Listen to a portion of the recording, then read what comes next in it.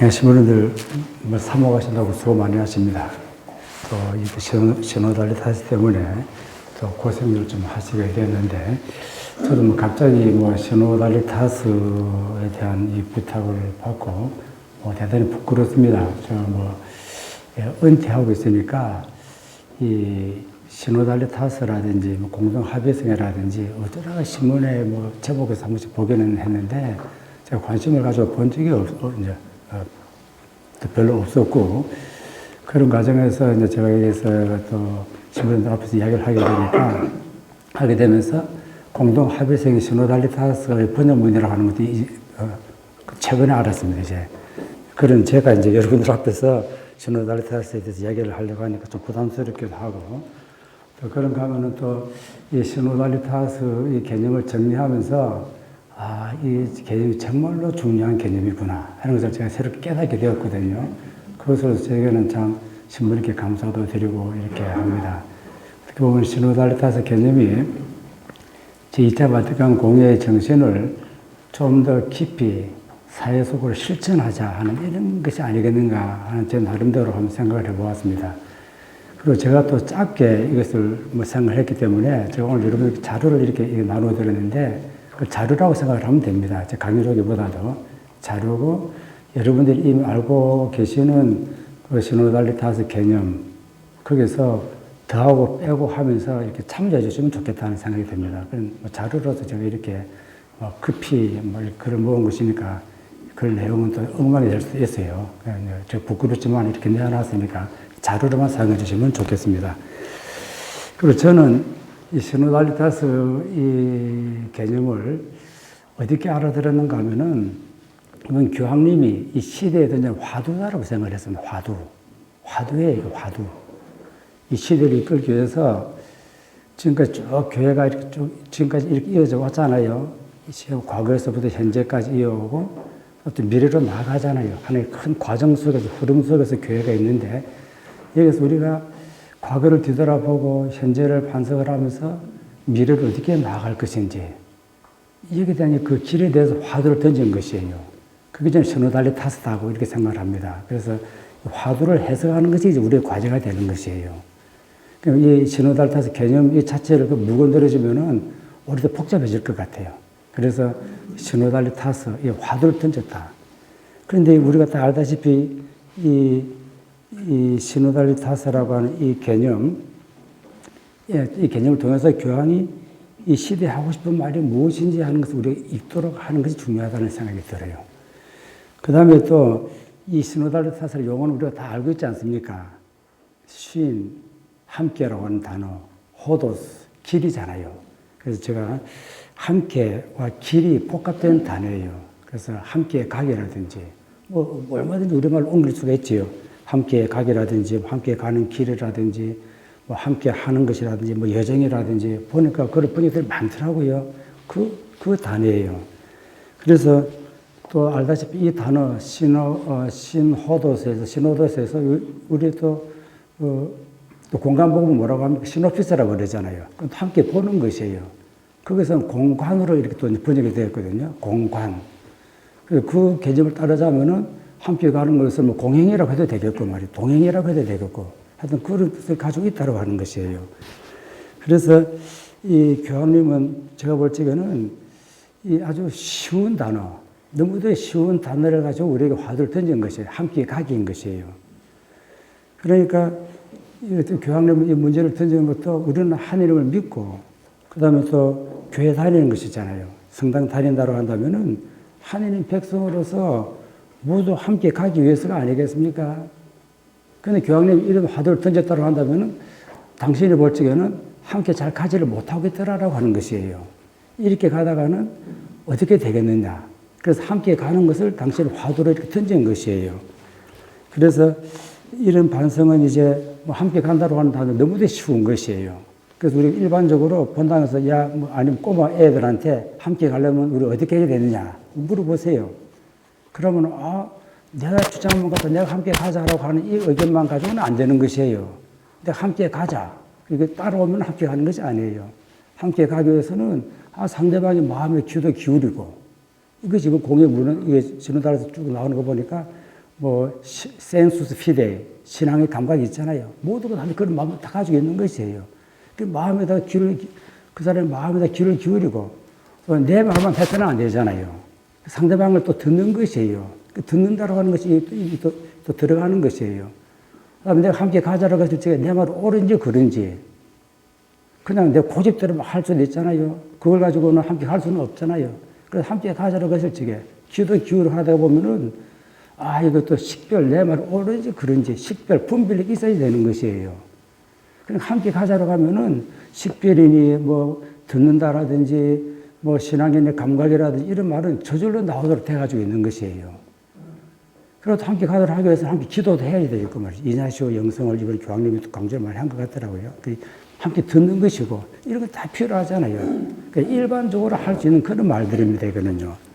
일반적으로 다 할 수 있는 말들인데 이 단어를 갖다가 그러니까 이 시노달리타스라고 하는 용어를 몰라도 우리는 얼마든지 신앙의 감각이니 뭐 들음이니 뭐 식별이니 하는 말을 한다는 것이에요. 꼭 시노달리타스라는 용어를 사용해야만 이런 말을 더 잘 할 수 있는 것도 아니잖아요. 그래서 오히려 이런 외래어가 우리에게 듣고 식별하고 함께 가져가는데 더 걸림돌이 될 수도 있는 것은 아닌가 하는 그런 생각이 드는 것이에요. 그래서 이 함께 가기를 실천하기 위해서는 우리가 어떻게 해야 되겠느냐. 이런 것을 각 교구청으로부터 이렇게 각 지역교회로부터 이야기를 한 것 같아요. 지금까지는 그것만 중심이었잖아요. 위에서 한 어떤 문서를 딱 이렇게 발표를 하면은 모든 사람들이 그래서 함께 가는 것이에요. 근데 교황은 이번에 보면은 그것이 아니라 당신이 먼저 귀를 기울이겠다라고 하는 것이에요. 저는 이것이 참 중요하다는 생각이 듭니다.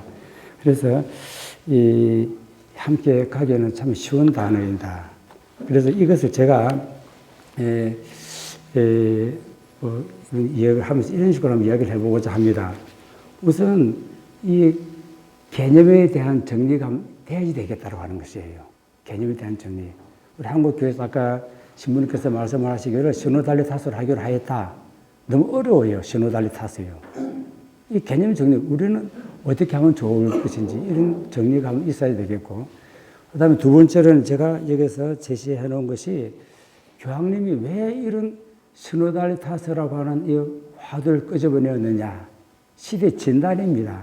진단이 있어야 되겠고 시대의 반성이에요.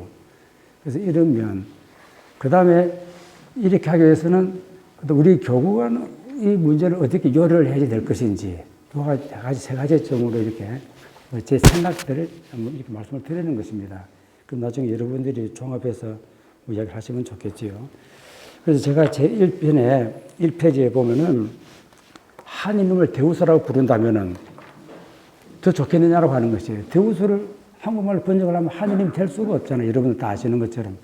한 이름은 하늘과 님이잖아요. 데우스에 보면 하늘이라고 할 뜻도 없어요. 님이라고 하는 뜻도 없습니다.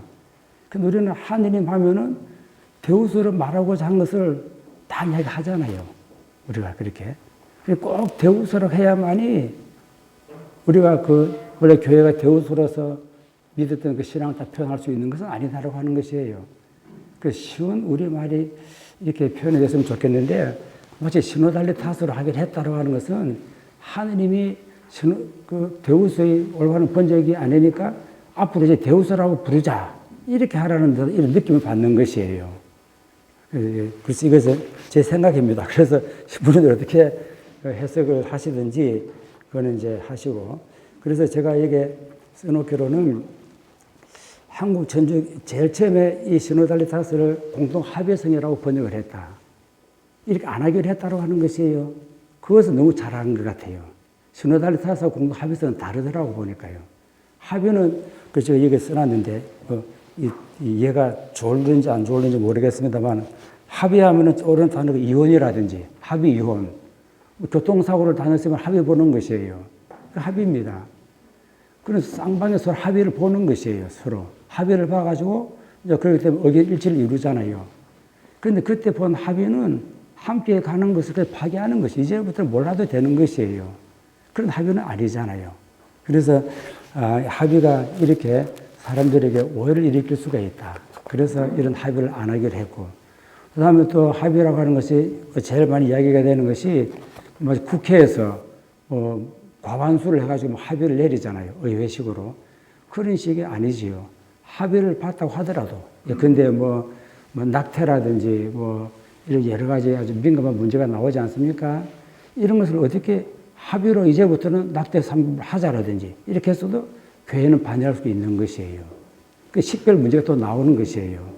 그래서 그런 합의를 이야기를 하는 것은 아니다 하는 것 정도로 제가 이 개념으로서 한번 생각을 해보았습니다.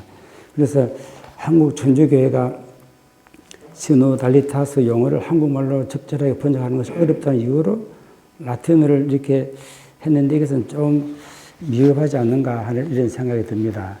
곰곰이 생각할 수 있는 이런 기회도 없애버린 것이 아닌가 하는 이런 생각이 들어서 그 2페이지에다가 이 주교님들의 이런 결정은 대우수를 적절한 우리말로 옮길 수 없으니 대우수라고 부르기로 결정한다는 말과 다르지 않는 것처럼 들리는 것이에요. 그래서 제 생각으로는 이제 이 디노달타스라고 하는 개념이 나왔으니까 저희 앞으로 좀 설명을 드리겠습니다만은 함께라든지 각이라든지 이런 개념들이 있잖아요. 이런 개념을 먼저 이야기를 신자들에게 한번 하도록 하고 여러분들은 이런 뜻을 무슨 용어로서 표현을 하면 좋겠는지 한번 이렇게 물어보는 것도 교황님 뜻이라고 생각이 들어요. 위에서부터 지시해가지고 이렇게 하라고 하는 것이 아니라 뜻을 한번 물어보고 이거 좋겠다 하면서 이렇게 가는 것이지요. 그런 경우도 한번 좋지 않겠는가 하는 이런 생각이 듭니다. 그 다음에 이제 저 함께 가기라고 하는 이 단어를 조금 더 익히기 위해서 제가 나중에 이제 좀 순수도 없겠습니다만 미리 시간이 보니까 얼마 안 되더라고. 그래서 제가 말씀드린 시간이. 그래서 여러분 자료 가지고 있는 것, 저 뒤에 21쪽에 이렇게 나오더라고. 21쪽.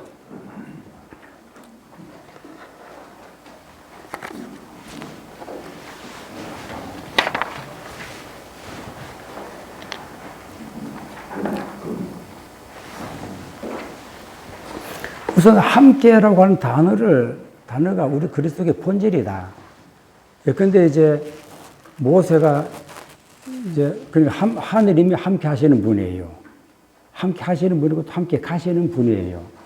모세가 말이죠.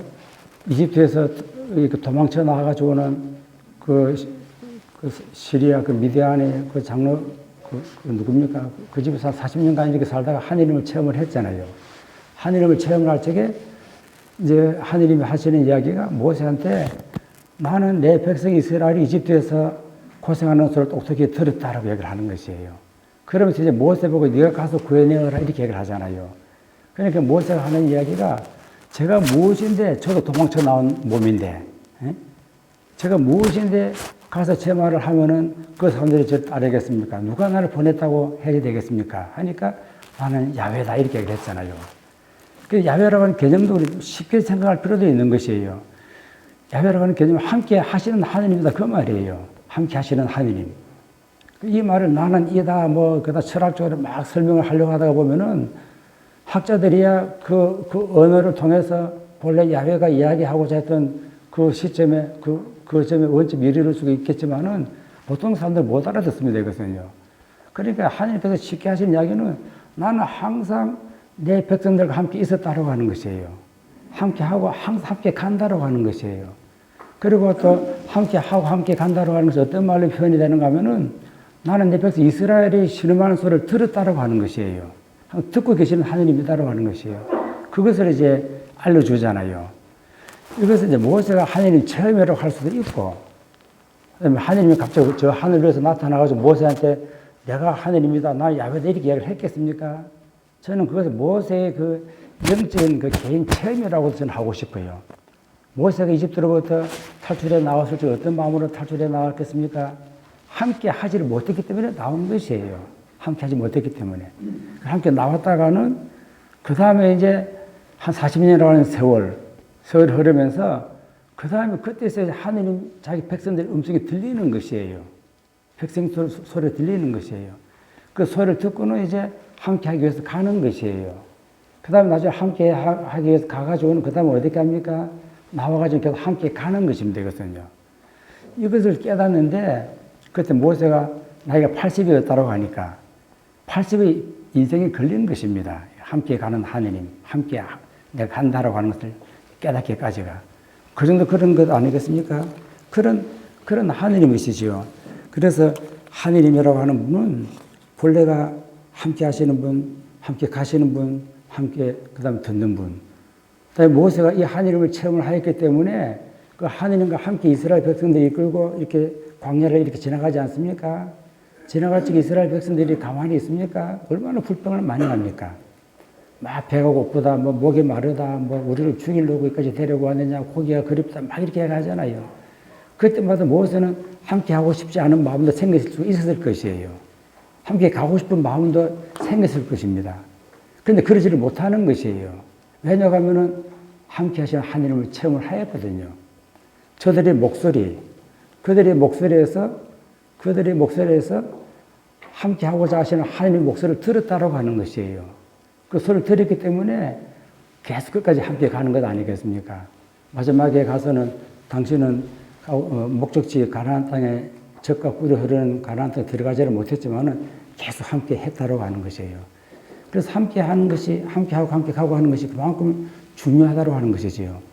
그래서 함께 하게 되면은 들어야 되겠고, 끝까지 같이 가야 되겠고, 이런 마음이 생기는 것이에요. 그 다음 예수님도 마찬가지 아닙니까? 오늘, 아까 복음도 보니까 저도 이 복음을 들으면서, 신호달리 탓을 가지고 이야기를 하다 보니까 복음도 그 관점에서 한번 들어봤습니다. 그 어떤 소경이 예리코 그에 있다가 예수님이 지나가니까 소리를 질렀잖아요. 자비를 베풀어 달라고. 그러니까 사람들이 뭐라고 이야기를 합니까? 조용히 해라. 조용히 하라고 그러잖아요.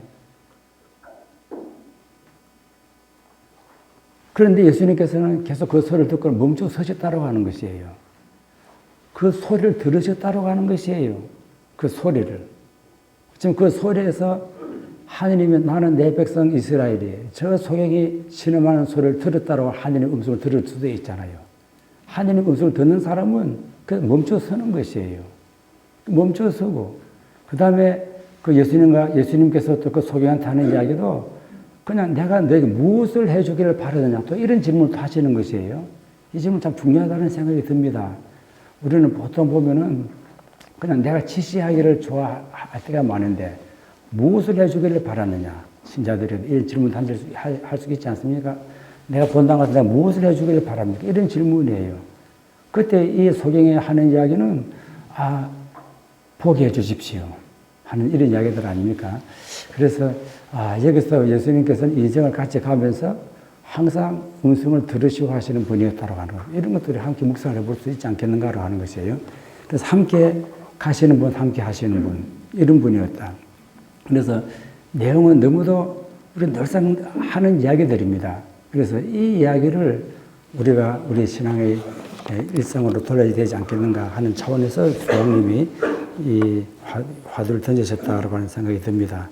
그래서 이 데우스라고 하는 개념을 좀 그렇게 쉽게 우리가 함께 가기라든지 이런 단어로 했으면 어떻겠는가 하는 그런 생각이 듭니다. 그래서 제가 여기 보니까 2페이지에 나와 있는데 이 생소한 외래어를 그대로 사용하기보다는 말이 너무 일반적이라는 생각이 들기는 하지만은 어쩌면 일반적인 것이 좋지요. 함께 가기라든지 함께 가는 길이라든지 함께 가기 위하여라든지 지난주 주부번에 우리 최준호 신부님이 함께 살기라고 하는 말이 나오대요. 이렇게 번역을 해도 좋지 않겠는가라고 하는 생각이 듭니다. 그럼 신자들이 더 잘 알아들을 수 있지 않겠는가 하는 이런 생각이 듭니다. 그래서 그런 차원에서 제가 이렇게 써놓고 그래서 제가 3페이지 여러분들 한번 보시면은 자료라고 했으니까 자료라고 생각하고 이렇게 보세요. 이제 본당 가면 또 신호탄을 따서 개념 가지고 이야기를 해야지 안 되겠습니까? 그렇게 하기 위해서는 몇 가지 신자들에게 함께 가기 위하여 하는 화두를 던진 교양의 취지를 먼저 설명을 해야 되겠지요. 그 다음에 설명을 하고 나서 이 단어를 우리말로 어떻게 옮겨쓰면 좋을지 논의해 보는 것도 이 용어를 실천하는데 좋은 출발점이 되겠다 하는 이런 생각이 듭니다. 그 다음에 성경에서 함께라고 하는 단어를 한번 찾아보도록 하는 것입니다. 이게 시인이라든지. 그래서 제가 이것은 이 자료지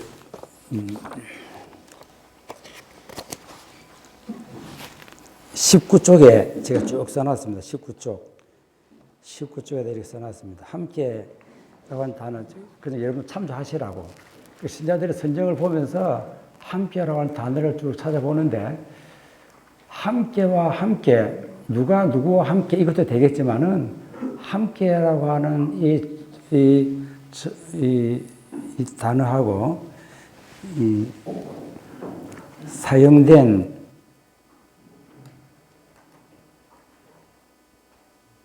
수로가 있다고, 수로요. 가다라든지, 그 다음에 오다라든지, 함께 자리했다라든지, 이런 것과 함께 한번 묵상을 해보면은 함께 가기의 큰 뜻을 우리가 좀 이해할 수 있지 않겠는가 하는 생각이 듭니다. 그 다음에 또 함께 하고 함께 가는데 모범을 보인 인물들이라든지, 이것 한번 찾아보게 하는 것이에요. 그래서 제가 아까 모세를 말씀을 드렸잖아요. 모세, 또 베드로도 되겠고요. 근데 베드로는 저는 그렇게 생각을 합니다. 예수님께서 제자들 부르셨잖아요. 함께 하기 위해서. 제자들 부르셨는데, 배반했다고 하는 것은 함께 하는 것을 배반하는 것이에요. 함께 하는 것을 배반하는 것이에요. 그 배반하는 것이, 나중에 예수님 재판을 받으실 적에 하녀와 베드로의 대화라든지 이런 데 많이 보지 않습니까? 하녀가 너도 저자와 함께 있었던 자다. 그러니까 나는 함께 안 있었다. 이렇게 얘기를 하잖아요. 함께 함을 거부하는 것이에요. 이런 거부하고 하는 것들. 그 다음 나중에 이제 함께 하기를 거부를 했다가 나중에 함께 하기를 이렇게 받아들였잖아요. 이런 과정들을 우리가 설명을 해줄 수 있는 인물이라든지 이런 것도 나름대로 찾아보는 것도 방향을 잡는 데 좀 좋지 않겠는가 하는 이런 생각이 듭니다. 그 다음에 그 전에 이제 우리 어쩌면 이것이 우리의 관심사일지도 모르겠는데, 함께 가자고 우리는 이야기하는 존재가 아니라 함께 가는 모습을 우리 성직자들이 먼저 보여줘야 되지 않겠는가. 그것을 한번 제가 말씀을 드리고 싶고, 교황도 그 말씀을 하고 싶었던 것 같아요. 교황님도 간간히 성직자 중심주의라든지 권위주의라든지 또 영적 세속성이라든지 이런 단어들을 많이 내어놓고 했거든요. 때때로는 보니까 성추행이라든지 이런 성자들 이런 글들이 있으면은 그거를 프린트해가지고 신학교를 보내가지고 젊은이들 보고 읽어보라고 했다. 그렇게까지 이렇게 하셨더라고 보니까요. 그래서 이런 것을 보면서 우리들이 먼저 함께 가기를 어떻게 해야 되는지 모습을 보여주면은 그것이 전체 교회가 좀 변화가 되지 않겠는가 하는 이런 생각을 해봅니다. 그래서 이런 것을 제가 여러분과 함께 이렇게 생각을 해보고자 합니다. 그래서 이 용어를 설명을 하기 위해서 우선 교황님이 왜 함께 가기를, 이 쉬운 개념이잖아요. 이 쉬운 용어를 이야기를 하셨는지 한번 그 배경, 또 시대 진단 이런 것도 한번 이렇게 보고자 합니다. 그래서 일단은 3쪽에 이 시대에 던지는 교황의 화두라고 제가 이렇게 해놨는데,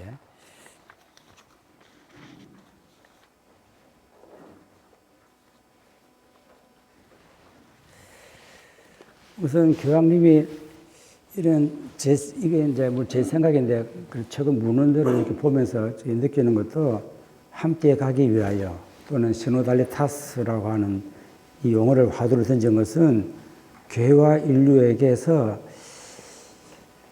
함께가 깨지는 순간 우리 미래가 밝지 못하다고 하는 것이에요. 그래서 가진 자와 힘 있는 자가 중심으로 교회와 인류가 미래를 향하여 달려갈 적에 이 깨지면 더욱 심각하게 되겠지요. 그래서 함께가 깨지는 사회에서는 미래가 밝을 수가 없다. 그래서 이제 함께 가자라고 하는 이 슬로건을 이렇게 내거는데, 뭐 제가 앗 엑스트라라고 이렇게 해놨는데, 교회 함께 가는 것은 제일 처음에 출발은 그랬던가, 출발점은 교회 안에서 성직자와 평신도들 함께 하고 있느냐라고 하는 것이에요. 크게 바깥쪽으로 봤을 적에는 교회가 세상과 함께 하고 있느냐라고 하는 것이에요. 그래서 앗 엑스트라, 바깥을 향해서 함께 하고 있느냐. 그다음 앗 인트라, 교회 안을 향해서 우리는 함께 하고 있느냐. 이것을 반성하게 해주신 것 같더라고요. 그래서 우선 앗 엑스트라를 이야기를 하면서 저는 이런 생각을 한번 해보았습니다. 이 교황님이 제일 처음에 교황님 되셨을 때 하신 말씀을 있잖아요. 교황님 아르헨티나 출신이고, 교황이 되어서 인사할 적에 자기를 교회의 변두리에서 온 교황이라고 소개하였습니다. 그 아마 여러분도 기억하시겠지요. 아르헨티나, 세상의 로마의 변두리예요. 로마의 변두리에서 왔습니다. 이것은 변두리에 있는 주교가 출세를 해가지고 로마 교회의 중앙으로 입성했다라고 하는 이런 뜻이 아니잖아요. 아니라 그 반대로 이제 중앙을 향한 이 하느님 백성의 시선을 변두리로 돌리고자 했다고 하는 것이에요. 그 뜻이 포함되어 있는 것이에요. 여러분의 시선을 어디로 향하고 있습니까? 지금까지 너무도 로마 중심을 향하고 있었다. 이제 변두리를 향하게 되지 않겠습니까? 그래서 교회가 하느님 백성이 나를 교황으로 만들어 주신 것 같다. 이렇게 이야기를 하는 것이에요. 자, 겸손한 이야기잖아요. 그러고 나서 교황 되시고 나서 제일 처음으로 보인 행위가 무엇입니까? 람페두사라고, 그 이태리하고 그 다음에 아프리카 사이에 있는 섬이라고 이야기를 하게 되거든요. 거기 있는 난민촌을 이렇게 람페두사를 방문했잖아요. 그거는 아프리카에 있는 난민들이 계속 그걸 거쳐가지고 유럽으로 이렇게 막 흘러가는 것이에요. 그러니까 유럽에는 난민들이 골칫 덩어리잖아요. 골칫 덩어리. 그러니까 부자 나라들, 힘 있는 나라들 아닙니까? 이런 나라 골칫 덩어리가 된 그 람페두사를 찾아가신 것이에요. 찾아가서 하신 이야기가 하는 말씀이 그렇습니다. 여러분들 이들의 눈물이 안 보입니까? 그냥 귀찮다는 것도 보이지만 이들의 눈물이 안 보입니까? 그런 질문을 던졌다고 하는 것이에요. 아주 단순한 표현으로 말이죠. 그래서 교회의 존재 이유를 한마디로 이 말씀으로 표현하신 것 아니겠어요? 그 주교와 교회가 할 일은 이들의 눈물을 닦아주는 것입니다. 그래서 영혼을 위로하는 것이잖아요. 영혼을 위로. 부활의 대인이라고 하는 그 신학자도 1900년대 이게 들었으면서 영혼을 닦아준다. 이런 이야기들을 많이 했습니다. 그래서 나중에 2차 바티칸 공회에도 영혼을 닦아주는 그런 공회가 되는 것이에요. 그들에게 중앙에서 하는 소리에 귀를 기울이며 순종하라고 강요하는 것이 아니라 그들이 사목 교서를 발표한 것을 잘 지키며 따랐는지 지켜보는 것이 아니라 주교와 성직자가 먼저 그들의 마음에 귀를 기울이는 것입니다. 그러기 위해서 그들과 함께 가야 한다는 것이에요. 그 엑스트라 이렇게 표현이 되는 것입니다. 그래서 교황은 그들의 마음에 하느님이 계신다는 것을 일깨우고자 예수님 읽고자 하셨고 예수님께서도 복음을 선포하시면서 그렇게 하셨지 않습니까? 하느님의 나라가 가까이 왔다. 그래서 모든 사람들 하느님 나라를 초대를 하는 것이에요. 그 말만 보이면은요, 하느님 나라 간다라고 얘기를 하잖아요. 근데 예수님께서는 하느님 나라가 우리들 손이 닿는 곳에 와 있다고 얘기를 하셨던 것이에요. 이 말은 우리들의 손이 닿는 곳에 그것을 보면 가난한 사람들 모든 사람들 다 보이잖아요. 그곳으로 시선을 향하게 하는 것이에요. 그것으로 시선을 향하지 아니하는 사람은 하느님 나라를 체험할 수 없다라고 하는 것이에요. 그래서 예수님께서는 계속 하느님 나라의 복음을 선포하시면서 뭐 가난한 사람들, 뭐 소경들이라든지 나병 환자라든지 뭐 소외된 사람들이라든지 고통받는 사람들 이런 사람들만 찾아 나섰잖아요. 이들에게 귀를 기울이는 사람만이, 이들의 소리를 듣는 사람만이 하느님의 나라에 도달할 수 있다고 하는 것 아니겠습니까? 예수님 복음에 근거했다고 할 수 있는 것이지요. 그래서 천국이라고 하는 유토피아로 이끌기 위해서가 아니라 생로병사 애정이 펼쳐지는 이 세상에서 하느님 나라를 체험하도록 하셨다. 그래서 아마 이런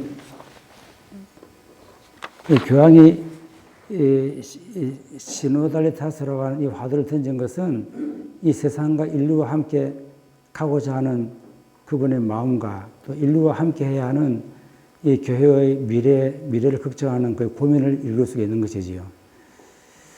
그래서 프란시스코 교황은 교회의 미래는 시노달리타스의 달리타라고 부르는 것 같아요. 그 다음은 쭉 한번 읽어보시면 되겠고요. 이것이 이제 2차 바티칸 공회 사목 헌장에 나오지 않습니까?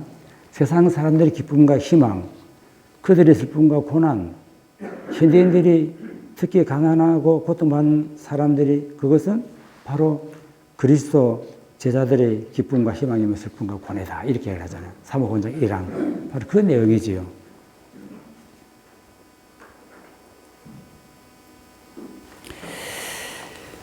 그래서 프란시스가 4페이지 중간 인트라 조금 위에다 써놨는데 하느님의 백성은 프란시스코 교황에게 난민, 가난하니, 사회 약자, 난민, 외국인, 어린이, 여성 등 많지 않습니까? 고통받는 이들은 늘 교회의 중심 주제였다. 그래서 우리가 이번 이제 이 시노달리타스를 주제로서 이야기를 한다면은 우리 마산 교구 같으면은 교구에도 교구 밖 사람들 많지 않습니까? 그런 사람들에게 우리가 귀를 기울이고 있는지 이런 질문을 던져보는 것도 좋을 것 같아요. 교회 안에 와서도 제가 뒤에 좀 설명을 해놨습니다만은 영성제 발적에도 신자는 하고 신자는 아니고 한다. 이건 성사론이에요. 성사론적으로 봐서는 맞아요. 그러나 이제 성철 영하지 못하는 그 사람들에게는 우리가 어떻게 귀를 기울여야 할 것인지 여러 가지 문제가 나올 수는 있게 되겠지요. 그 다음에 인트라는 프란시스코 교황이 이 용어를 화두로 던지며 온 하느님 백성이 이 용어로 토론하도록 한 데에는 함께 가야 할 교회, 함께 가자고 해야 할 교회가 함께 가지 못하고 있는 모습을 보인다는 것이에요. 그것이 특별히 성직자와 평신도의 관계가 안 되겠습니까? 그래서 여기서 이제 그 영적 세속성, 성직자 중심주의, 교회 근본주의가 있잖아요. 근본주의는 뭐 이러한 이슬람의 근본주의자들뿐만 아니라 요즘 보니까 신근본주의도 교황님 얘기를 하시는 것이에요. 뭐 교회라든지 그 뜻은 교회 이런 글자만 묶여가지고 본래 교회가 우리들에게 전해주고 한 것이 있는데 도구마. 이 도구마가 본래 우리들에게 선포하고자 하는 내용이 있는데 그것은 보지 못하고 그 도구마 글자만 막 묶여가지고 율법주의자처럼 이렇게 묶여있는 이런 근본주의. 이런 것들도 이 교회가 이게 함께 가는데 크게 하는데 방해를 하고 있다, 걸림돌이 되고 있다라고 이렇게 말을 하는 것 같아요. 이런 점들을 이런 것들이 교황이 시노달리타스를 화두로 내세운 것이 아니겠는가 하는 것이에요. 그래서 이 교황이 이렇게 이런 화두를 내놓은 것은 크게 보아서는 이제 4페이지에 나오는 내용들을 한번 보겠습니다. 시대의 진단입니다. 우리의 반성도 되겠고, 우선 함께 가기 위하여라고 하는 이 큰 정신은 제2차 바티칸 공회에 근거하고 있는 것이에요. 그러니까 이것을 우리가 좀 내막적으로 조금 한번 크게 한번 교회 흐름을 한번 크게 한번 이렇게 볼 필요가 있는 것 같아요. 우선 제가 써놓은 대로 한번 이제 보도록 하겠습니다. 제1차 바티칸 공회가 무엇입니까? 그때는 교황의 무료성을 반포했습니다. 교황의 무료성. 교황의 무료성이 반포된 이후로 교황은 모든 것을 단독으로 결정할 수 있었고 더 이상 조언이나 공동 의사 결정이 필요하지 않은 것처럼 보였던 것이 제가 안 왔습니다라고 하는 것은 너무 단정적으로 써놨는데 본래 그런 뜻은 아닌데 일단 그것을 볼 때는 그렇게 되는 것이에요. 교황이 모든 것을 최종 결정적인 의사를 가지고 있는 것처럼. 그로부터 한 100년 후 제2차 바티칸 공회가 열렸지요. 공회가 열렸을 적에 교황이 23세였잖아요.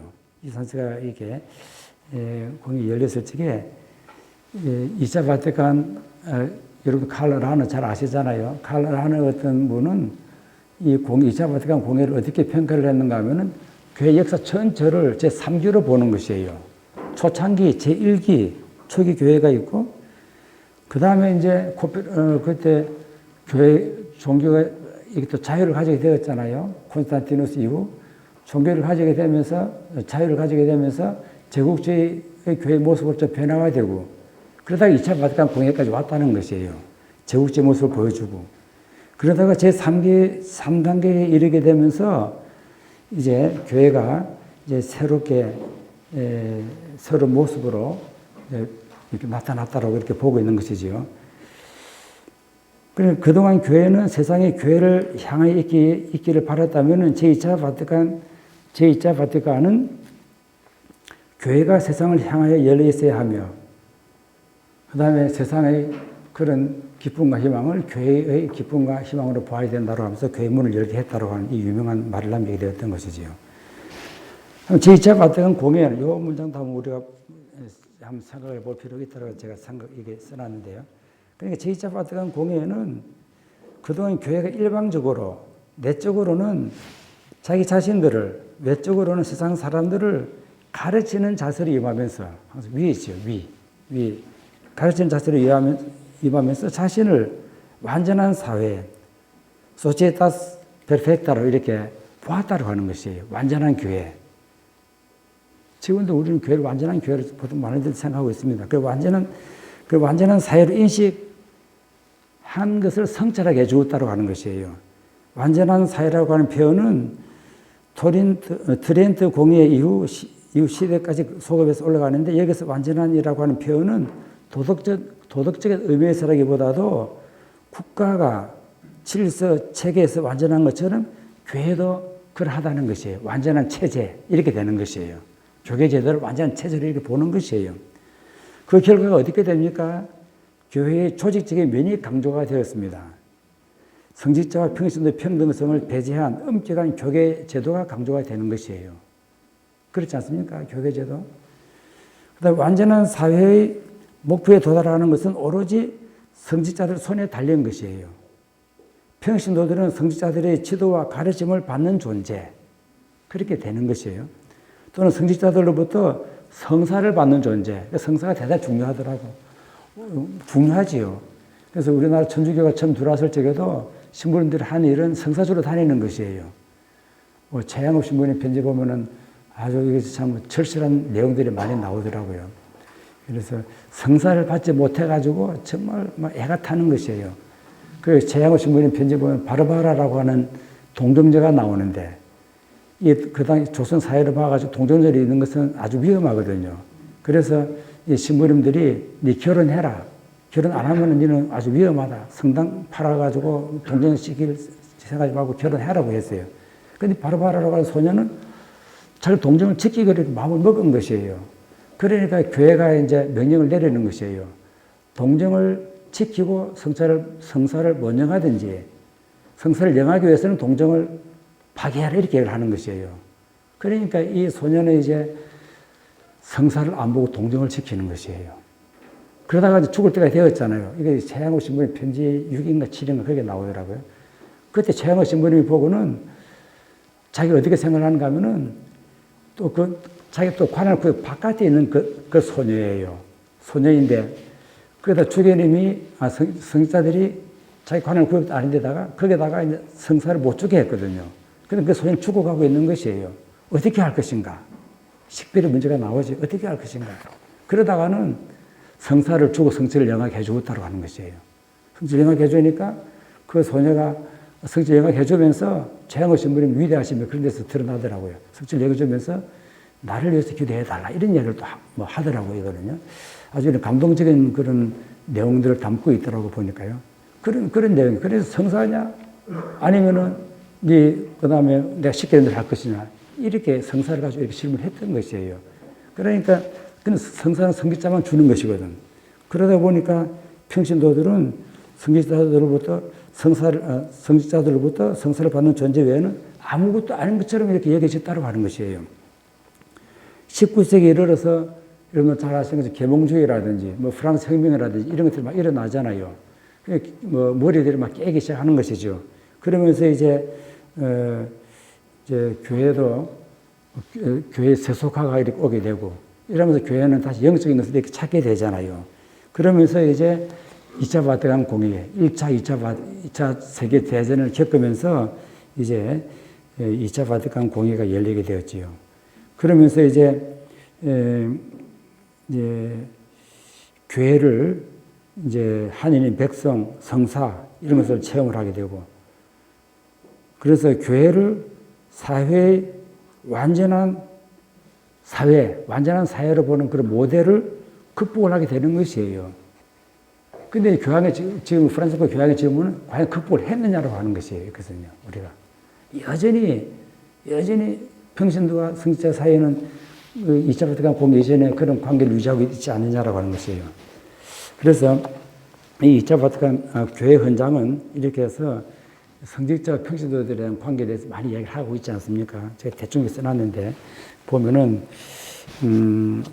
여러분 그냥 쭉 한번 참조해 보세요. 5페이지 교회 헌장은 평신도의 평신자들의 보편 사직에 대한 중요한 교리를 되찾아서 주어서 평신도가 교회에서 새롭게 가치 있게 살게 하였습니다. 10항에 나옵니다. 헌장 그 10방, 교회 헌장 10방에서 이런 식의 이야기가 나오는 것이에요. 이래서 공회에는 가르치는 교계 제도와 배우는 평신도를 구분하는 관행을 어느 정도 통식을 시키는 것이에요. 많은 평신도들이 여기서 자신의 소명을 새로운 방식으로 성찰하도록 또 격려를 받습니다. 격려해 주는 것이에요, 교회가. 그래서 하느님 자녀의 존엄성을 부여받고 모든 사람에게 복음을 선포할 책임을 맡은 평신도는 자신의 임무와 역할과 적절한 행동의 맥락에서 교회 통치에 참여하도록 부름을 또 받게 되는 것이에요. 그래서 교회 헌장은 이렇게 12항에서 이렇게 말하지요.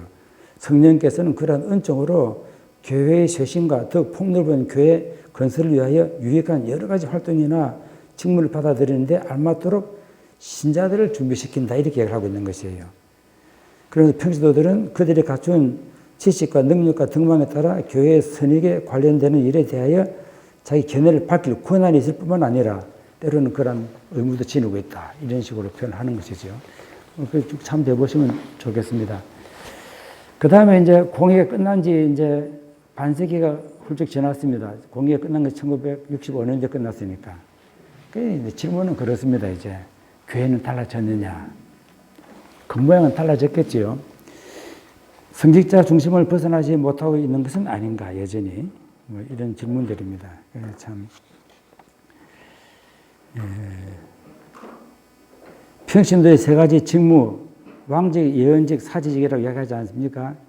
이 세 가지 직무가 실생활에서, 실교회 생활에서 인정을 받지 못하고 있는 것은 아닌가. 그래서 이런 것이 이제 남미 출신 프란시스코 교황은 이제 더 민감하게 느끼는 것 같아요. 그래서 이제 이 교황이 이제 4번에 써놓은 것처럼 시노달리타스라고 하는 용어를 내놓는 것입니다. 아시는 것처럼 시노달리타스 용어는 주교 시노두스에서 나오는 것이에요. 주교 시노두스. 시노두스.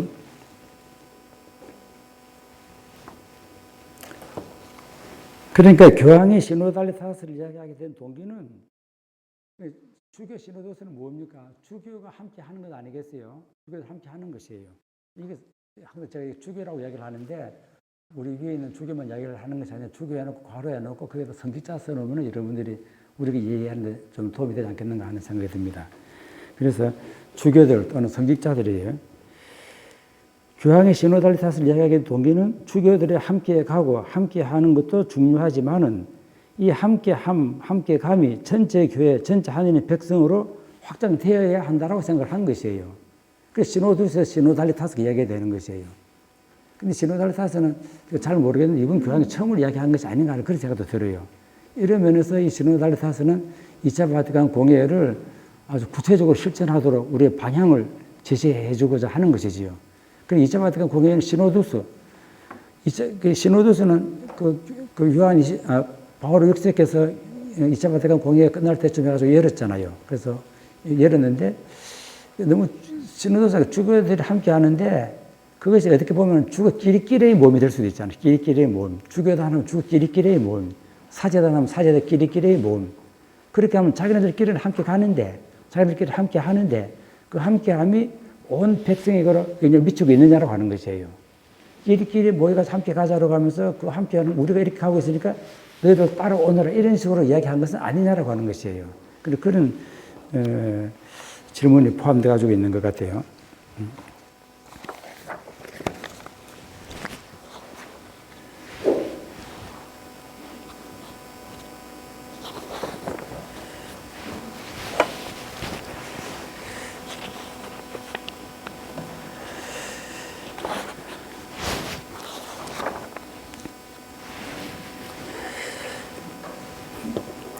이렇게 보았을 적에, 그, 교황은 제2차 바티칸 공회가 제시한 대로 성직자와 평신도가 함께하는 데서 교회의 본 모습을 이렇게 보고자 하며 이를 실현시키고자 하고, 그래서 시노도스에 참석한 주교님들이 이 말이 제가 좀 너무 거칠게 써놨는데, 자기네들끼리 모임이 아니라 그것을 요구하기 전에 자기네들은 정말로 하느님 백성과 함께 하고 있는지, 함께 가고 있는지, 하느님 백성의 신앙 감각, 하느님 백성의 신앙 감각을 읽고 있는지 성찰해야 한다고 요구를 하는 것이지요.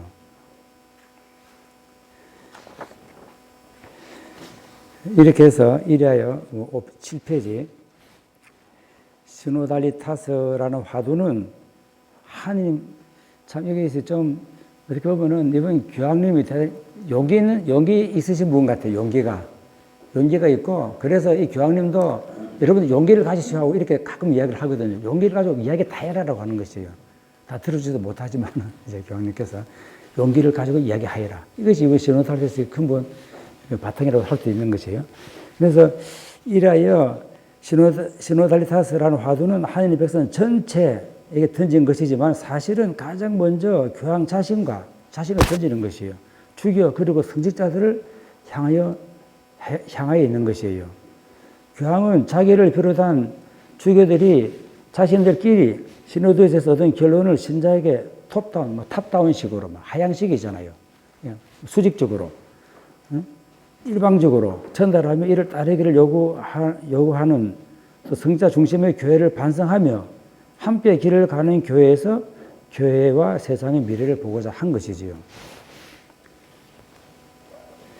이런 면에서 이 교황이 던진 이 시노달리타스라고 하는 이 화두는 주교님, 성자들에게 대단히 부담을 주는 것이에요. 함께 하자는 게 좋은 뜻인 것 같은데 사실 우리들에게 먼저 부담을 주는 것이에요. 거북하고 불편하게 갈 수도 있는 것이지요.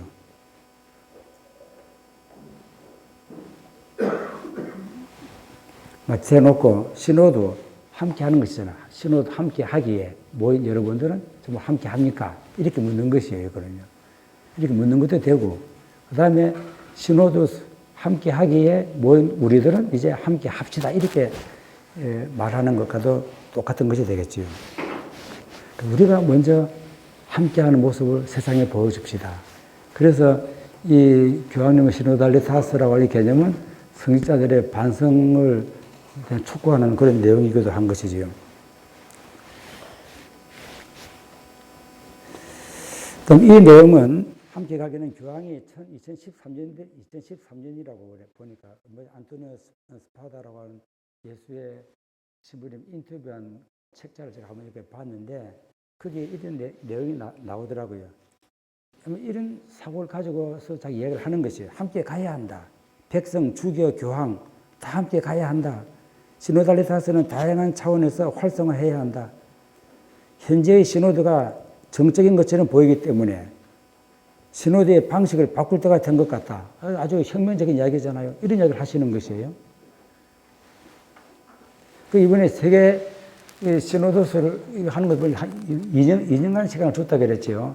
2년 후에 세계 주교 시노도를 열기 위한 것인데, 위에서부터 열어 보여주는 것이 아니라 밑에서 의견을 모으는 것이에요. 모으고 우리 결정할 수 있는 그런 권한도 없어요.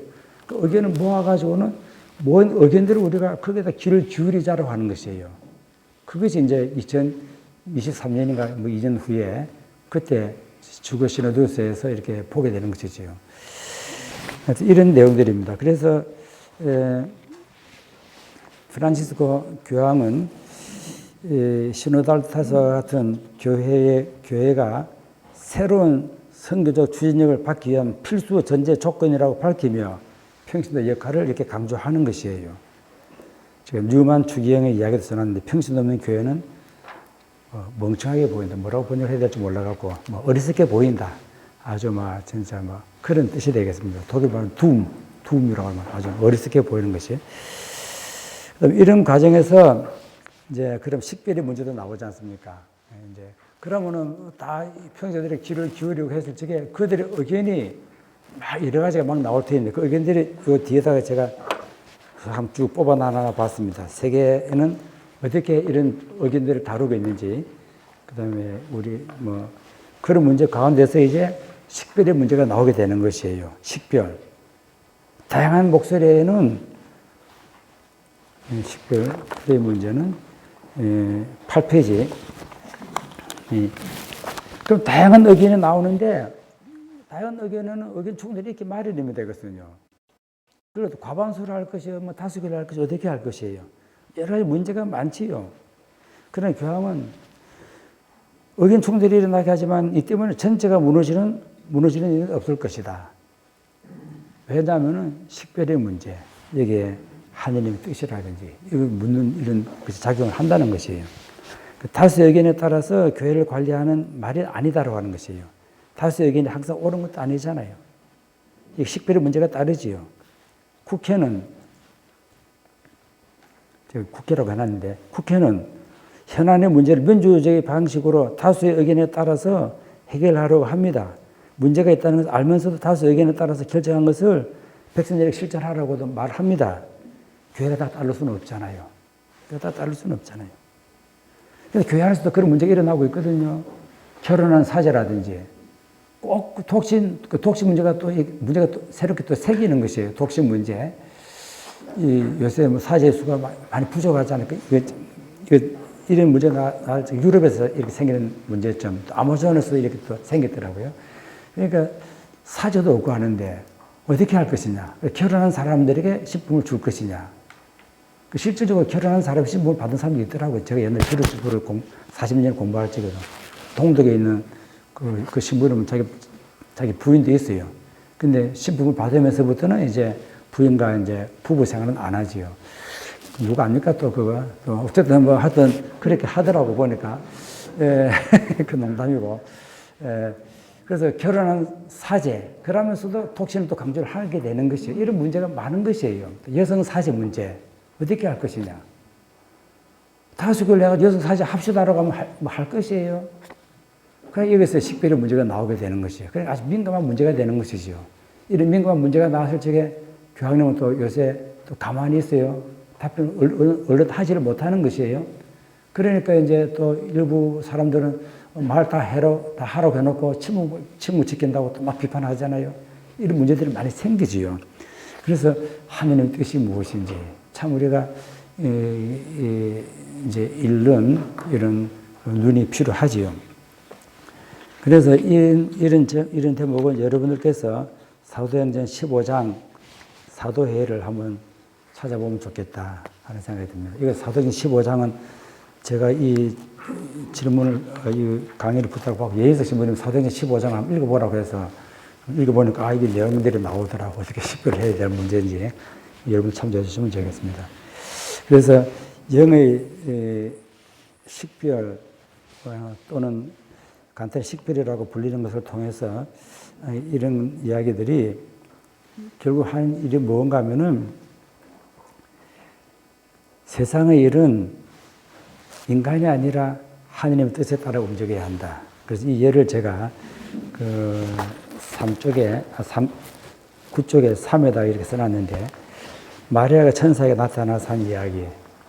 이건 단순히 천사가 마리아에게 나타나가지고 아기를 뭐 구세주를 낳을 것입니다 하니까 마리아가 받아들였다. 이것이 아니라 곰곰이 생각했다라고 나오거든요. 하나 식별의 문제예요. 곰곰이 생각하는 것이에요. 하느님의 일은 무엇이고 또 인간의 일은 무엇이고 남자의 힘으로 되는 것이 아니다. 세상의 평화는 남자의 힘으로 되는 것이 아니잖아요. 남자의 힘, 다수결의 힘 이것으로 되는 것이 아니다. 세상의 평화라고 하는 것은 인류의 구세주는 다수의 힘에 의해서 세상에 오는 것이 아니잖아요. 그 성령의 힘으로 되는 것이다. 그 성령의 힘으로 되는 것이 동정이잖아요. 그래서 동정과 이 성령의 힘 이런 것들도 같이 한번 생각해 보면 좋겠다 하는 생각이 들고. 질의응답. 예, 좋아요. 이제 다 돼가네. 그래서 그런 문제들이 쭉 있게 되겠습니다. 그래서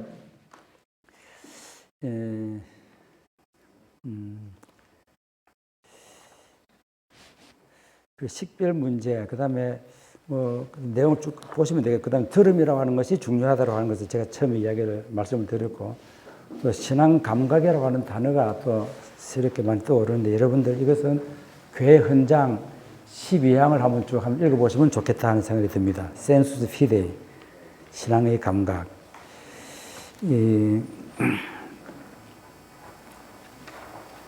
성령께 도유를 받은, 이건 10조, 성령께 도유를 받은 신자 전체는 믿음에서 오류를 범할 수 없다. 이게 참, 이런 이야기들을 하고 있고.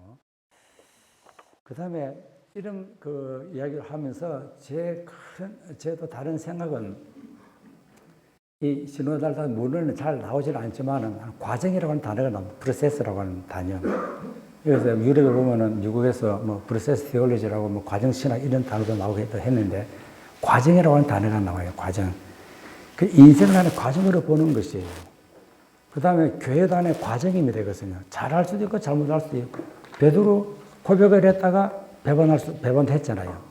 고백한 그 순간을 보고 이는 정말 훌륭한 사람이다, 이렇게도 볼 수 있고, 그다음부터 보니까 또 배반을 했어요. 그래, 너는 아주 못된 놈이구나, 이렇게 판단도 할 수도 있어요. 그래서 우리 인간은 고백이다 배반에 대라고 했을 때 어느 한 순간에 머물러 가지고 그 사람 전체를 이렇게 판단해 버릴 경우들이 많잖아요. 정말 저건 안 된다, 어떻게 그 한 순간을 보고 말이죠. 그 인생의 과정입니다. 고백과 배반이 끊임없이 이어져 가지고 그 긴 과정이에요. 인생을 하는 그 큰 과정, 실수와 성공, 이런 끊임없이 막 이어지잖아요. 그런 과정으로 볼 수 있어야 되지 않겠는가. 신자들을 대할 때도 마찬가지고. 그래서 이런 과정을 한번 이렇게 생각해 보았습니다. 그 다음에 이제, 시간이 보니까 신부님 너무 말씀 잘해 주시는데, 이제 시간 다 돼가네. 그래서 우리 교회에서 이제 대충 함께하게 내용, 대충 그런 내용으로 제가 정리를 해 보았는데, 신부님들 한번 이 내용을 한번 봐주시면 되겠고요. 그 다음에 교구에서 한번 논할 수 있는 주제들. 그래서 아까 제가 말씀드린 것처럼 우리 교구에서 함께하기 이렇게 하라고 하는 것이 아니라, 로마 교회가 우리 지역 교회에다가 함께하기를 어떻게 해야 됩니까? 라고 물었잖아요. 예수님도 오늘 내가 너희 무엇을 해주기를 바라느냐라고 이렇게 질문을 했죠. 오늘 독서에서요. 그래서 우리 교구도 신자들에게 여러분들을 함께하기 위해서 어떤 방법이 있습니까? 라고 먼저 물어보는 것이 좋을 것 같아요. 그래서 내가 종합하려고 할 생각 없이 그냥 이것저것 다 한번 들어보는 것이에요. 이런 과정에서 이제 여러 가지 문제가 나올 수는 있게 되겠지요. 그래서 그것을 보면은 유럽에서 대충 이런 문제가 나왔습니다. 이게 13쪽. 제가 이게 설명만 대충 해놨어요. 13쪽에 보면은 유럽 교회 시노달리타스 관련해가지고 조금 논란되는 것을 보니까 제일 많이 나오는 것이 성직자 중심주의, 영적 세속성에 대한 비판, 이걸 교황님이 많이 하셨고, 그다음 성직자 중심 교회의 탈피, 그렇다고 이것이 또 신자의 성직화는 아니잖아요. 그다음에 남성 중심의 교회 탈피, 이것이 또 남성은 아닐 것입니다. 이것까지 많이 논란을 하는 것이에요. 종교의 근본주의, 제가 아까 말씀을 드렸죠. 근본주의. 사제 감소로 인해 가지고 독신제와 결혼한 자의 서품, 종신부재, 여성 사제와 여성의 역할, 이런 문제들 아주 민감한 이런 걸 가지고 많이 이야기를 하고 있더라고요. 그래서 이 문제가 이 평신들이 볼 적에는 이 문제 때문에 성직자들과 가장 많이 부딪히고 있다고 하는 것이에요. 그 다음에 성직자 성추행, 이런 문제. 이혼한 재혼자, 그거 보면 이혼한 사람들 많거든요. 또 재혼을 했어요. 소위 말해 조당 걸린 사람들, 어떻게 할 것이냐, 그 사람들. 우리나라도 많지 않습니까? 우리 교구도. 저도 조당 문제만 나오면 항상 골치가 아파가지고 항상 이수홍 신부님이랑 여의수 신부님이랑 이렇게 전화를 해가지고 이걸 어떻게 하면 해결해야 되느냐. 맨날 틀은 문제인데 또 당하면 또 모르겠어요, 이 문제는. 그래서 이런 문제들. 그 다음에 교파가 다른 부부들. 이야기. 그 보면은 이제 개신교 신자, 천주교 신자가 있잖아요. 우리나라는 더 복잡합니다. 불교 또 교파뿐만 아니라 또 종파가 달라요. 그러나 신자는 영성치 않은데 신자가 아닌 사람은 영치를 하지 못해요. 그러니까 부부 일치, 하나를 이루어 가면서 한쪽은 영하고 한쪽은 영하지 않냐고. 성사론이 아주 중심이 돼가지고 있겠지요. 그래서 이런 문제를 가지고 막 이야기하더라고요. 그래서 성소수 문제, 그 다음에 탈교회, 이제 우리로 지금 냉담자가 문제가 되겠지요. 독일에 보면은 2019년도만 하더라도 27만 명이 교회를 벗어났더라고요. 한국교 냉담자 문제, 그리스도교와 또 다른 종파, 자연 종교의 만남, 가난하니 약자, 그 난민들도 많이 나오잖아요. 이런 문제들. 그 다음에 가난에 대한 부채 탕감이라든지 금융 거래라든지 무기 확산이라든지 신식민주의라든지 노동 문제, 여성 문제 뭐 많아요. 그다음 요새 기후 변화에서 보는 것처럼 생태학 문제, 뭐 탈산소 문제, 지구 살리기도 많지 않습니까? 이거 우리 교가 다 다룰 수는 없겠지요, 이거는요. 그러나 유럽의 시노달리타스에서 뭐게 한 그룹들은 이런 문제를 가지고 논하고 있더라라고 하는 것이에요. 제가 이렇게 이런 문제 가지고 이야기하고 있더라. 그 다음에 제가 좀 구체적으로 써놓은 것은 별표 2개를 해가지고 성직자 중심주의와 성직자 중심주의 이런 문제들. 그 다음에 또 영적 세속성과 위선 문제 이런 것들. 사제 감수와 함께 결혼한 사제습 이것을 제가 몇 가지 좀 더 구체적으로 제가 설명을 해놨습니다. 그 다음에 가난한 사람들과 함께 하는 것들. 그 다음에 교파와 다른 부부와 함께하는 영성체라든지 이런 문제들이 유럽에서 많이들 이야기가 되고 있어요. 그 다음에 생태학 문제. 뭐 일본에도 뭐 저 어디입니까? 그 글래스고인가 뭐 하여튼 영국에서 열렸던 그 기후 변화 이 문제, 기후 변화 문제가 아니잖아요. 그것은 더 근본적으로 이런 문제들, 이런 문제를 많이 다루었어요. 그러면 우리가 또 하나 또 참조를 할 수 있는 아마존 신호도라고 되어 있더라고요. 남미에서 열린 것은 좀 구체적이지요. 그래서 자기네 상황입니다. 그래서 저는 우리 생각할 때 우리 신호달 탓을 이야기할 적에 우리 교구 안에 내부, 아까 인트라, 우리들만의 문제가 아니라 교구하고 마산, 경상남도 전체도 될 수 있지 않습니까? 여기서는 뭐가 문제가 되고 있는지 이 문제를 아마존 신호들을 통해서 조금 배울 수가 있게 되겠더라고요. 그래서 빈곤층, 소외계층, 토착 원주민과 이주민의 후손들과 소외된 사람들, 교회가 이 사람들을 대하니까 너무도 어려운 것이에요. 너무 어렵다. 토지가 약살됐죠. 대량 학살, 실향민, 취약하고 위기에 취약한 젊은이들이 또 마약에 전 사람들 많습니다. 이것은요. 이것이 그냥 또 우리들의 문제가 되어야 되잖아요.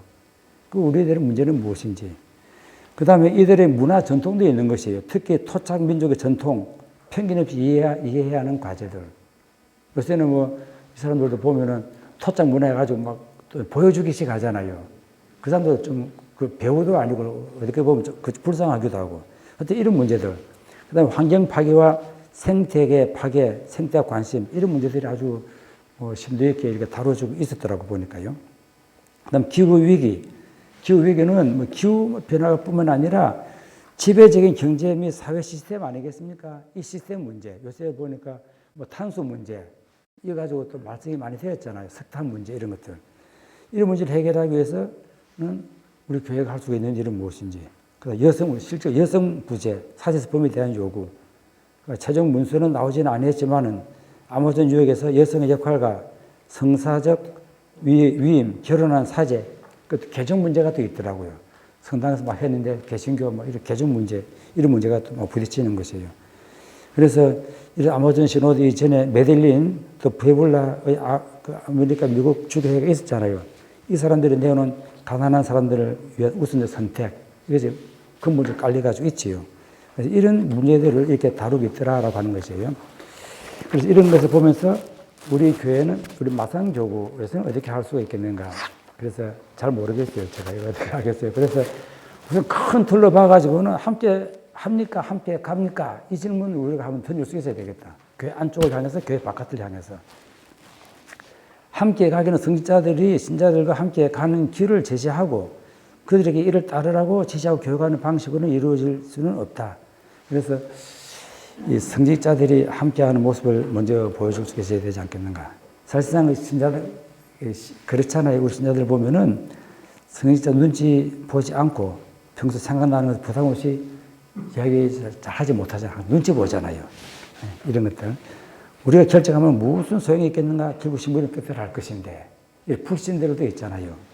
불신과 함께 우리가 어떻게 이런 문제를 봐야 될 것인지. 그래서 제가 지금 밑에 질문들, 평신도 성직자에게 함께 할 수 있는 질문은, 성직자는 평신도 함께 갑니까? 힘 있는 자는 힘은 약한 자와 함께 갑니까? 가진 자, 가난한 자 함께 갑니까? 손을 내밉니까? 뭐 이런 식입니다. 그들의 마음을 듣습니까? 신임의 길을 기울입니까? 이렇게 하면서 또 함께 가기 싫은 사람도 있잖아요.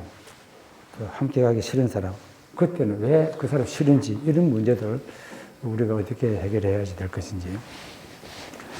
그 다음에 성직자들의 성찰제는 이것이 중요하다는 생각이 드는데, 글쎄요, 모르겠어요. 제가 뭐 은퇴를 했으니까 이제 이런 이야기가 나오는데, 은퇴하기 전에도 저도 몇 가지 지금 예를 써놨습니다만, 부끄러운 일을 많이 했죠. 지나가서 보니까, 그때 내가 왜 함께 하지 못했던가 하는 생각들이 많이 드는 것이에요.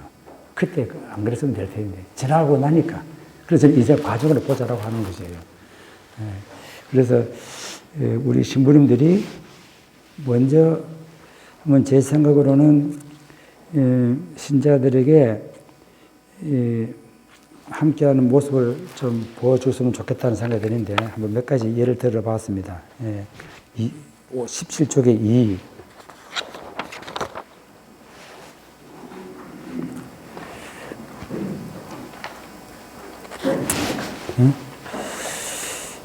뭐 나머지 쭉 한번 참조해 보시고, 그 다음에 근데 제 개인적인 생각으로는 이 본당 신부는 그 나오면 어디에 나오나 이게? 17페이지 밑에. 우리는 본당 신부는 본당의 주인이 아니다 이런 말은 너무 민주적인 이런 의사처럼 보임이 되거든요. 그러나 예수님 말씀대로 하면 섬기는 사실 이런 것들이 있잖아요. 좋은 말로 표현하고 그런 것이 되겠는데, 그때 본당마다 역사가 있다는 생각이 들어요. 역사. 그래서 교황청에서 이번에 지역교회를 강조한 것도 지역교회마다 역사가 다른 것이, 마산교구가 저기 있는 로마교구하고 같을 수가 있습니까? 역사가 있는 것이에요. 본당마다 역사가 있습니다. 그래서 성직자는 본당의 역사를 존중해야 된다. 그래서 본당 신부는 그 본당 역사 속으로 들어간다고 생각하면 좋을 것 같아요. 내가 그 본당에 들어가서 나의 역사를 쓰는 것이 아니라 내가 본당 역사를 쓰는 것이에요. 그렇게 하기 위해서는 본당의 역사에 대한 이야기를 먼저 듣는 것이 좋겠지요. 그리고 본당 신부가 본당에 부임한다는 것은 본당 역사 안으로 들어가는 것이다. 본당 신부가 바뀔 때마다 역사가 바뀔 수는 없지 않겠는가 하는 이런 생각도 한번 해보았습니다. 이런 문제. 그 다음에 내가 교회다, 내가 본당이다 하며 신자들이 신부에게 복종하기를 바라는 것이 아니라 우리가 그걸 어떻게 함께 하고 있는지. 그 다음에 본당의 회장단, 수녀, 사무장, 신심단체, 성당 건물, 장식물 등은 또는 뭐 미사 시간이라든 이것도 다 포함되겠지요. 이런 것들은 신부가 바뀔 때마다 바뀌어서는 안 될 것이잖아요. 본당 역사가 있는데. 바뀌어야 될 것이 있다고 한다면은 그 본당의 신자들과 함께 바꾸는 것이지요. 그런 것이 한번 제가 한번 생각도 한번 해볼 수 있겠다는 생각이 들고, 그 다음에 또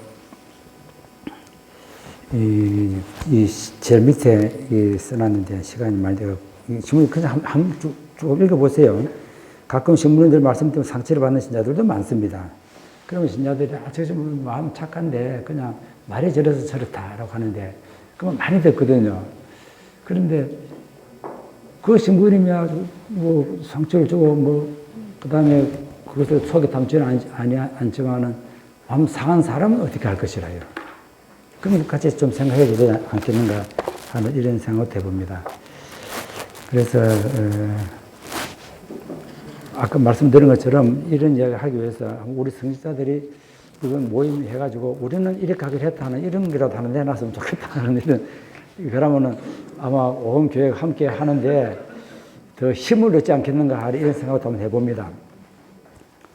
그 다음에 이제 함께 하기 찾기 19조, 주님께서 여러분과 함께 미사, 그 다음에 함께 하시는 하느님, 듣는 하느님, 그 다음에 함께 하시는 예수님, 그 다음에 함께 하는 인물, 이런 것들 제가 요즘 미사 복음이 비슷하더라고요. 그래서 미사 복음 읽으면서 좀 묵상해 놓은 내용들을 많이 적어 놨습니다. 그 다음 식별의 문제에 대해서 한 가지 먼저 말씀을 드리겠습니다. 25쪽인데, 이 식별의 기준은 제일 첫째는 복음이지요. 복음, 하느님입니다. 성령 인도가 나오고, 복음이 나오고, 그 다음에 하느님 말씀입니다.